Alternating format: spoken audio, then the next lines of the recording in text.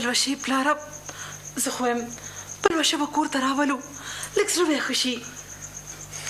ګوره فلحال هلته کې ښه ده ټول خاندان یې تپوس ته ځي راځي هغه خوشحاله ده خو زه څه وکړم زما زړه ډېر ناکلاره دی زه چې د لور په سترګو کې څه وینم د هغې په خولې نه راځي.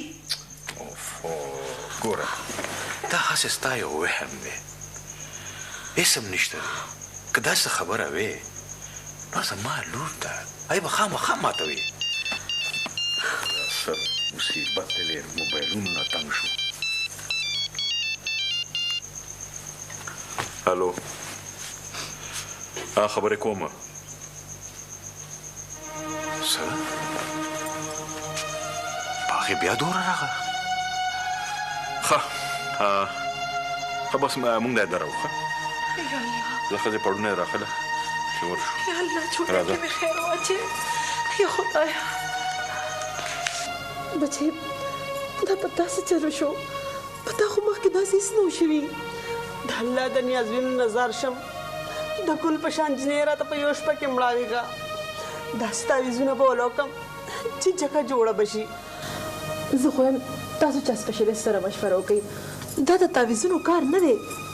نیا بیبي ډېره ګل خبره دې وکړه د الله په کلام کې ډېر برکت دی هغه به خامخا کوو خو یم که ډاکټرانو سره ورسره مشوره وکړو نو به ډېره ښه وي. بابا هغه زه بلکل ټیک یم زما په خیال چې بي پي مې لو شوې وه د ډاکټر ضرورت نشته بابا. او جی ډاکټران خو هسې د هر مرض لپاره ستنې وکړي او بیا اپي خو ستنې نه سخته یارېږي. ښه ده که خبره داسې ده نو موږ به اول ډاکټر سره خبره وکړو چې د ستن کار به پکې نه وي.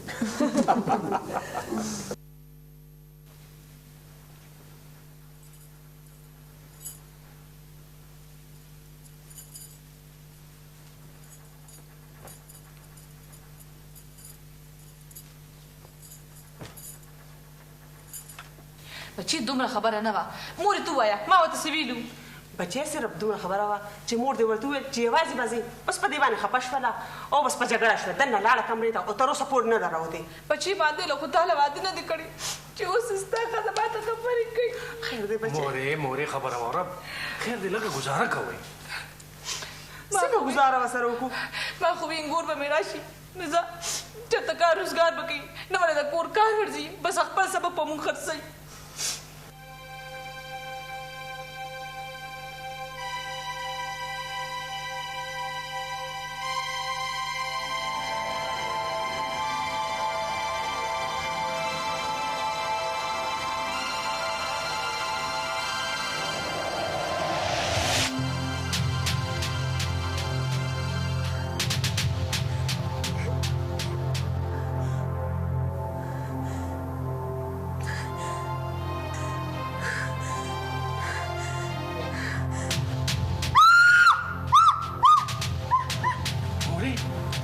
دا خو پلوشه ده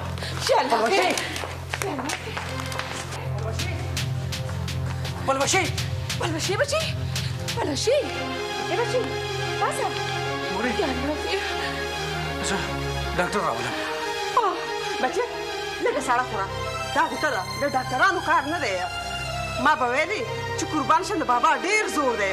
اله بچی ورشه زما لږ دغه وظیفو کتاب راوړه